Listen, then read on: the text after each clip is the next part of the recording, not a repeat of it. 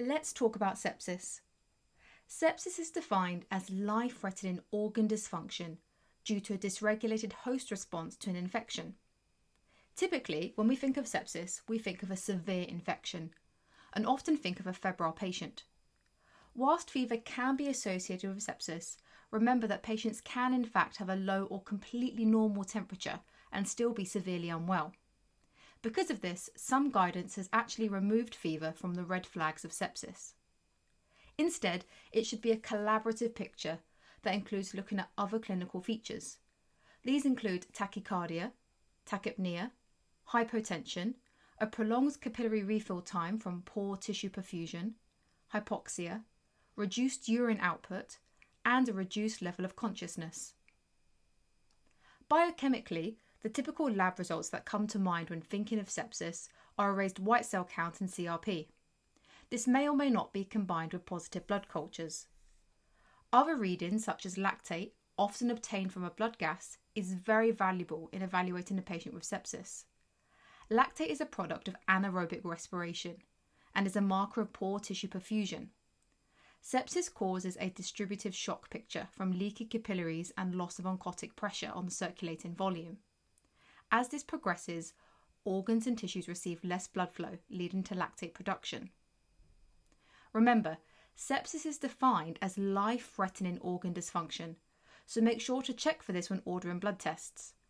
Often, sepsis can cause an acute kidney injury, so make sure to check creatinine and urea.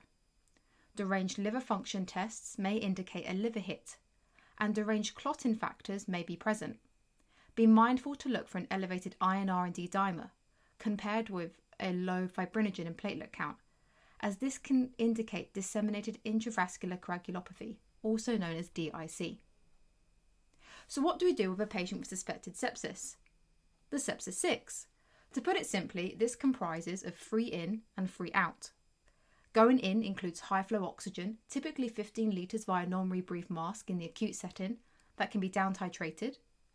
Intravenous fluids, again typically given as boluses of 250 to 500 ml whilst checking for a response in hemodynamics. And broad spectrum antibiotics, usually allowing for both gram-positive and gram-negative cover. Going out includes monitoring urine output and therefore renal perfusion, which often involves catheterization. And then there's taking bloods for blood cultures and that blood gas to get that important lactate reading. I also like to advocate for a Sepsis 7, with number 7 being to isolate the source of infection and establish early source control. For example, a patient with necrotizing fasciitis will need surgical debridement in addition to those broad-spectrum antibiotics. After the initial treatment has been established, it is important to watch your patient closely, with particular focus on their hemodynamics, oxygen requirement, and lactate. Some patients with sepsis may develop septic shock, that being refractory hypotension despite adequate fluid resuscitation, which is normally after about 2 litres of IV fluids. These patients usually require monitoring in a level 2 or level 3 environment, with invasive blood pressure monitoring and central venous access to allow for specialist drugs such as noradrenaline to be administered to support the systemic circulation. Overall, sepsis has a high mortality rate, so it is important to recognise these signs and call for help early whilst starting prompt treatment.